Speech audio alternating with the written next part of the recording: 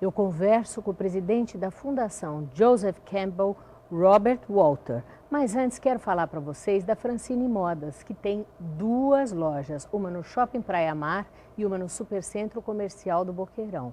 A Francine trabalha com jeans especializados de cintura alta, modelos exclusivos que vão do 38 ao 56. Veste mães de noivos, madrinhas.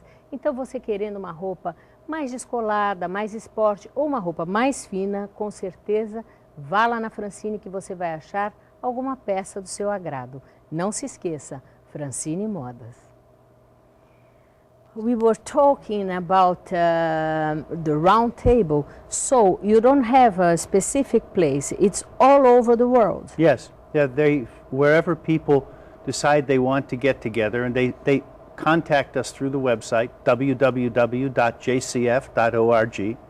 and then they can request Be an associate. Well, yes, to be an associate, and that links you around the network through cyberspace. And we have conversations of a higher order in various languages. They've been going on for a decade or more, where people have conversations about topics of concern. Some are, when Avatar came out, a big conversation came up around that, but some of them are around Joseph Campbell's work. And then if you're interested in a roundtable locally, the roundtables that exist have drawn up a little booklet to help you figure out how to start one on your own or join one if there's one near you. That makes me ask you, what's the purpose of the Joseph Campbell Foundation? Well, what we're talking about now, in a sense, is the third purpose of the foundation, Yes. although it's a big piece of it. The first purpose of the foundation was to preserve, protect, and perpetuate the work of Joseph Campbell.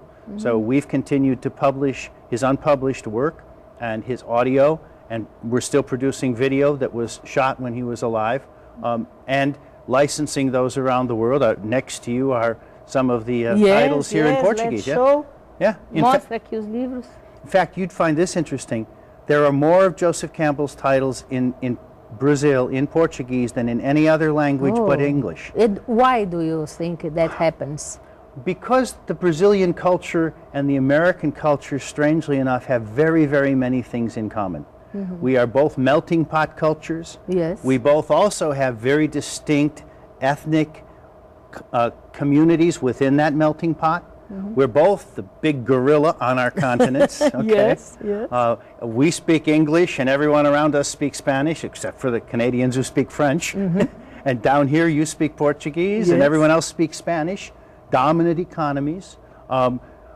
Indigenous populations that were overlooked, exploited, misunderstood, demonized, and now we say, wait a minute, these are wonderful resources and they too have something to teach us. We're both learning that lesson, okay? And what do you think they have to teach us?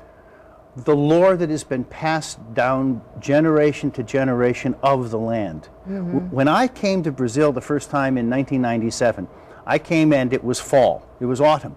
So all of my lectures, I talked about leaves falling and death and rebirth, but it was spring here, okay? Because the calendar you follow, the ritual calendar, is from the Northern Hemisphere. Yes. So everything's turned upside down. Now it's no wonder people get crazy. All the stories are about death and dying, but what's happening? Everything's coming into bloom. And then you come to Easter, which is supposed to be spring and everything's falling off the trees. Yes, yes. And I couldn't figure out for the first few days what was so strange. Well, what was so strange is I was referring to a world around me that wasn't around me. Okay? And so, but... As Santa Claus and snow? Yes. That's crazy, right, yes. Right. Make phony snow? Yes. But if you go to the traditions of the people who have lived here for centuries and centuries, they'll tell you a different story. Now, it might be a story that's very strange to our ears, but it's a story that tells us something about this land that we've forgotten. Yes. And that's true in the north, and it's true here. Why do you think human beings are destroying nature? Because we're disconnected from nature. Yes. I mean, the example I just gave you is a Yes. tremendous disconnect from nature. When all your religious symbols and all of your ritual holidays refer to a nature that isn't around you, we want to think that we're supposed to be apart from nature, that we have kind of consciousness that nature doesn't. okay? Like consciousness lands on us, plop. You know, Yes. But everything is inanimate. But you know, the rocks have consciousness. The leaves have the flower knows how to turn its face to the Yes. sun, okay? Yes. That's consciousness of a certain kind. Animals, we share all kinds of things with animals. There are some people who say animals don't feel things, animals don't. No, no, no. We've cut ourselves off from that. We've set ourselves apart from that. And so we feel we've got to conquer nature and dominate it, and it's out to get us. But you were talking before about death, and that reminds me that everybody is so afraid of death. It's quite, it's something, it's almost forbidden. Yes. So how is the vision of Joseph Campbell's of death and life? Well, Joseph Campbell would say to you, and I believe it's true, that the fundamental reasons mythologies exist are to put us in harmony with the fact that life lives on life. For you to live, something has to die. Yes. Okay? Now, we can say, oh no, I'm a vegetarian. But that, you don't hear the carrot scream. The lettuce can't run away from you, right? Yes. When you cut down the cornstalk, it doesn't bleed, so you think you're not killing something. But in fact, it's true. Yes. And we've forgotten that. I mean, we go to the supermarket and our food is all packaged and prepared and wrapped in cellophane.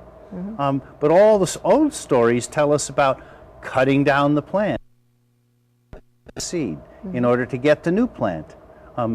This is the cycle. Yes, it is a cycle, and a cycle that we've lost somewhere along the way.